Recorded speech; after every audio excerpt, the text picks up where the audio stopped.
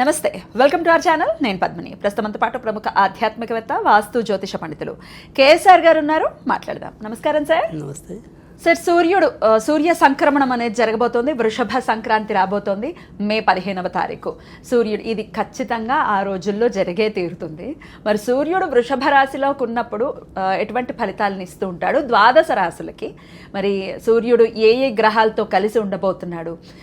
ఆయన ప్రసన్నం ఖచ్చితంగా అవ్వాలి. ఆయన ప్రసన్నత కనుక ఉంటే డెఫినెట్గా చాలా విషయాల్లో అనుకూలతలు ఉంటాయి అనేది అందరికీ తెలిసినటువంటి విషయమే.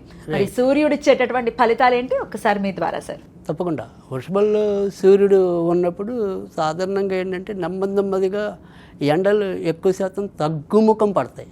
ఎక్కువ అనుకుంటారు కానీ రోహిణి కార్తిక్ మరి రోడ్లు బగలవా కదా అనుకుంటారు కానీ నెమ్మదిగా ఇంకా తగ్గుముఖం పట్టడం అనేది ఉంటుంది. కానీ ఏదైతే మనకి దక్షిణ కోస్తా అటువైపు పెరుగుతాయి.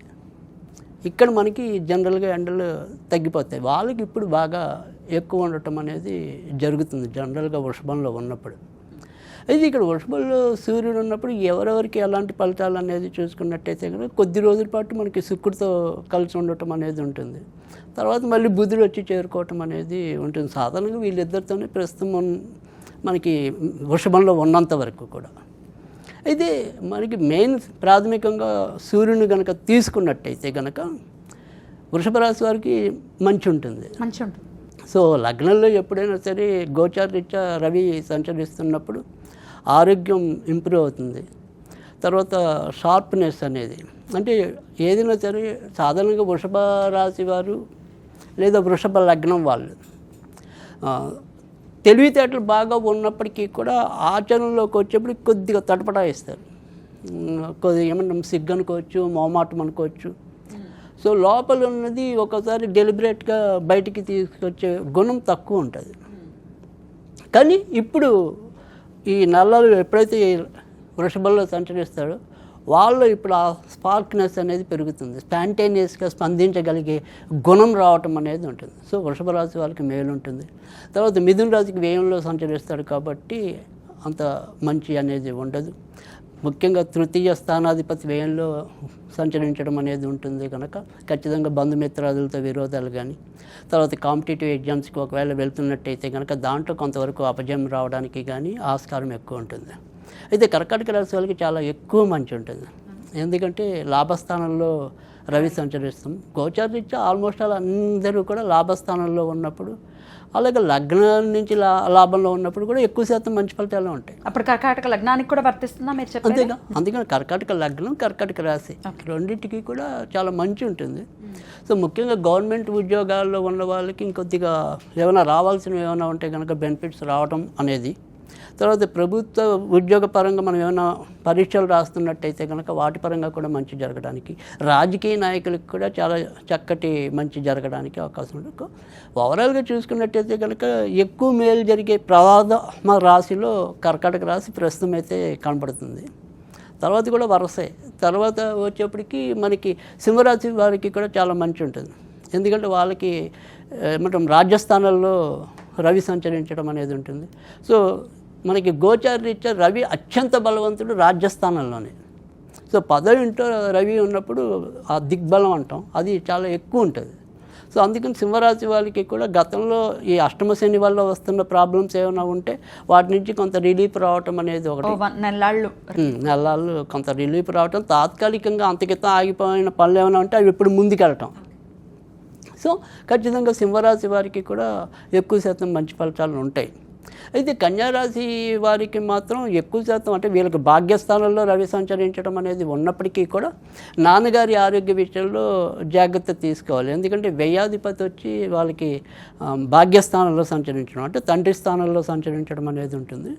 ఎవరైతే ఈ ఏమంటాం బయటికి వెళ్ళి చదవాలనుకునే విద్యార్థులు ఎవరైతే ఉంటారో అంటే ఉన్న ఊళ్ళల్లో కాకుండా కొంతమంది హాస్టల్లో వెళ్ళి చదువుకుందాం, లేదా పొరుగురులకు వెళ్ళి చదువుకుందాం, ఇంకో దేశానికి వెళ్ళి చదువుకుందాం, అలాంటి వాళ్ళు ఎవరైతే ఉంటారో వాళ్ళకి మంచిదే కన్యారాశి వారికి ప్రస్తుతం ఉన్నవారు. కానీ మిగతా అన్ని విషయాల్లో యావరేజ్గానే ఉంటుంది. భాగ్యస్థానంలో రవి ఉన్నా కానీ మరీ ఎక్కువ భాగ్యం అయితే కనుక పట్టదు. ఎందుకంటే ఇప్పటికే వీళ్ళకి గోచారంలో అష్టమంలో కుజ సంచారం అనేది ఉంటుంది. దానివల్ల ఎఫెక్ట్ ఎక్కువ ఉంటుంది. సో అందుకని కన్యారాశి వాళ్ళు పూర్తి స్థాయిలో మంచి పొందడానికైతే ఆస్కారం తక్కువ. ఇంకా తులారాశి వారికి అయితే కనుక ఉద్యోగాల్లో కొత్త బాధ్యతలు రావడంతో పాటు కొత్త సమస్యలు కూడా పెరుగుతాయి. సో అందుకని కొంతవరకు వీరు కూడా వృత్తి ఉద్యోగ నిర్వహణలో జాగ్రత్తగా ఉండటం అనేది ఒకటి. లాభాధిపతి అష్టమంలో సంచరిస్తాడు కనుక ఖచ్చితంగా వచ్చిన లాభాన్ని నిలుపుకోవటంలో కూడా జాగ్రత్త పడాల్సిన అవసరం అయితే కనుక ఉంటుంది. ఇక వృశ్చిక రాశి వారికి సప్తమంలో సంచారం కాబట్టి పర్వాలేదు, బాగానే ఉంటుంది, పెద్దగా ఇబ్బంది ఉండదు. సో ఖచ్చితంగా వ్యాపారంలో ఉన్న వాళ్ళకైతే ఇంకా మంచిది. సో సప్తమం ఎప్పుడు కూడా వ్యాపారాలకి చాలా అనుకూలం. సో రాజ్యాధిపతి వచ్చి వారికి అక్కడ సంచరించడం అనేది ఉంటుంది కాబట్టి సప్తమంలో ఖచ్చితంగా వ్యాపారాత్మకంగా ముందుకెళ్ళడానికి అవకాశాలు ఎక్కువ ఉంటాయి. నాన్నగారి ద్వారా ఏదైనా మంచి జరగడానికి కూడా అవకాశాలు ఎక్కువ ఉంటాయి. ఇక తర్వాత వచ్చేప్పటికి ధనుర్రాశి వారికి కూడా గోచారంలో షష్టమంలో రవి అనేది చెడు కాదు. సో ఖచ్చితంగా ధనుర్రాశి వాళ్ళకి కూడా మంచి జరగటం అనేది అయితే ఉంటుంది. అయితే పంచమ స్థానాధిపతి పంచమంలోనే సత్యత్రలో ప్రస్తుతం కుజుడు సంచరించడం అనేది ఉంది. కానీ కొత్తగా నవజాత గర్భిణులు ఎవరైతే ఉంటారో వాళ్ళు మాత్రం కొంతవరకు జాగ్రత్త తీసుకోవాలి. మిగతా అన్ని విషయాల్లో ఎక్కువ శాతం అయితే కనుక మంచి ఫలితాలే ఉంటాయి ఖచ్చితంగా ధనుర్రాశికి కూడా. సో మకర రాశి వారికి జాగ్రత్తగానే ఉండాలి. ఎందుకంటే అష్టమాధిపతి చతుర్థ స్థానంలో సంచరించడం అనేది జరుగుతుంది. సో దానివల్ల ఏమవుతుందంటే ఒకసారి ఇంట్లో అగ్ని ప్రమాదాలు కానీ చిన్న చిన్న ప్రమాదాలు జరిగే అవకాశాలు ఎక్కువ ఉంటాయి. తర్వాత అమ్మగారి ఆరోగ్య విషయంలో కొంతవరకు జాగ్రత్త తీసుకోవాలి. భార్య వల్ల కొత్త సమస్యలు మొదలయ్యే అవకాశాలు ఎక్కువగా ఉంటాయి మకర రాశి వారికి. తర్వాత కుంభరాశి వారికి తృతీయ రవి మంచిదే. సో బంధుమిత్రాదుల సహాయ సహకారాలు లభించటం, సో ఇతరుల యొక్క సలహాలు లేదా సహాయం వల్ల తీరదు అనుకున్న సమస్య తీరే అవకాశం ఈ వారం ఉంటుంది, అది ఈ నెలల్లో ఉంటుంది. సో ఈ నెలల్లో కొద్దిగా ఈ ఏళ్ళనాడు శని ప్రభావం నుంచి తాత్కాలిక ఓరడ అన్నది ఇప్పుడు లభిస్తుంది కుంభరాశి వాళ్ళకి. సో కుంభరాశి వారికి చతుర్థం, సో మీనరాశి వారికి తృతీయం అనేది ఇంకా కొద్దిగా ఎక్కువ మంచి ఫలితాలు ఇవ్వడానికి ఉంటుంది. కాంపిటేటివ్ ఎగ్జామ్స్ ఇలాంటి వాటికి హాజరవుతున్నట్టయితే కనుక దానివల్ల కూడా మంచి జరగటం అనేది ఉంటుంది. అయితే ఏళ్ళనాడు శని ప్రభావం పెద్దగా కనపడదు. సో ఖచ్చితంగా మంచి జరగటం అనేది అయితే ఉంటుంది. ఇక చివరిగా మేష రాశి, అంటే మేష రాశి మనం వృషభ రాశి నుంచి వచ్చాం కాబట్టి ఇప్పుడు మేష రాశి, బట్ మేషరాశి మనం వృషభం నుంచి మొదలు పెట్టాం, రైట్. సో అందుకని మనం మేష రాశి చివరిది అవుతుంది ఇప్పుడు. సో మేష రాశి వారికి 2వ ఇంట్లో రవి సంచరిస్తాడు కాబట్టి ఆర్థికంగా చాలా ఎక్కువ ఖర్చులు, ఊహించని ఖర్చులు ఎక్కువగా రావటం అనేది ఉంటుంది. కానీ సంతాన పరంగా ఆర్థిక లాభం కానీ లేదా సంతానం వల్ల ఏదైనా సరే కొత్త మేలు జరగడానికి కానీ అవకాశాలు ఉంటాయి. సో మనకి చూసినట్టయితే ద్వాదశ రాశుల్లో అత్యధిక శుభ ఫలితాలు అయితే కనుక ఎక్కువగా కర్కాటకానికి, సింహానికి అయితే కనుక బాగా ఎక్కువగా కనిపించడం అనేది ఉంది. ఇక ఆ తర్వాత కాస్త కోస్తూ ధనుర్రాశి వారికి, మీన రాశి వారికి ఎక్కువగా కనిపించడం అనేది అయితే ఉంది. అయితే ఏదైనప్పటికీ కూడా రవి బాగుంటేనే మనకి ఏమంటాం అవమానాలు తక్కువ ఉంటాయి.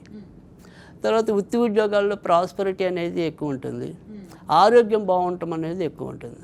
సో కానీ ప్రతి సంచారానికి కూడా మనకి ఒక్కొక్క సంక్రాంతిగా మనం చెప్తాం, ఒక్కొక్క ద్వాదశాదిత్యుల్లో ఒక్కొక్క సూర్యుడిని మనం పూజించడం అనేది కూడా ఉంటుంది. ఇప్పుడు లోలార్కుడు అనే పేరుతో పూజించడం అనేది అయితే కనుక జరుగుతుంది. మరి మిగిలిన రాశుల వారికి ఆయన ఒకంత ప్రతికూల ఫలితాలను ఇచ్చే పరిస్థితి ఉంది కాబట్టి మరి వాటి నుంచి బయటపడడం కోసం ఎటువంటి పరిహారాలు చేసుకోవాలి? రైట్, అంటే ఇక్కడ మనకి ఒక్కొక్క ఆదివారం వీళ్ళు మిస్ అయిపోయినా యావరేజ్గా 4 ఆదివారాలు అయితే వస్తాయి ఈ మాసంలో. కనుక ఈ 4 ఆదివారాల్లో వీళ్ళు కుదిరితే కనుక కొద్దిగా ఏమంటాం ఎండుమిరప గింజలు ఉంటాయి, అవి కొద్దిగా నీళ్ళల్లో తీసుకుని ఆ ఎండుమిరప గింజలతో మనం ఆర్ఘ్యం వదిలేయాలి, అర్ఘ్యం ఇవ్వాలి స్వామివారికి.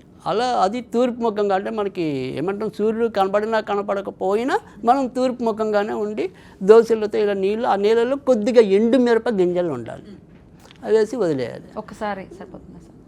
అంటే అలా మనం ఖచ్చితంగా 6 సార్లు వేయాలి, 6 times వేయాలి. ఓకే, ఏదైనా నామం చదువుతూ అంటే వీళ్ళు ఏదైనా కనుక చదువుకోవాలి అనుకుంటే కనుక సూర్యుడి యొక్క నామం ఏమైతే ఉంటుంది, ఓం భాం భానవే స్వాహ, ఓం భాం భానవే స్వాహ, 2వ భా ఒత్తు భా 0, సో భాం భానవే స్వాహ అలా అనుకుని వేయాలి.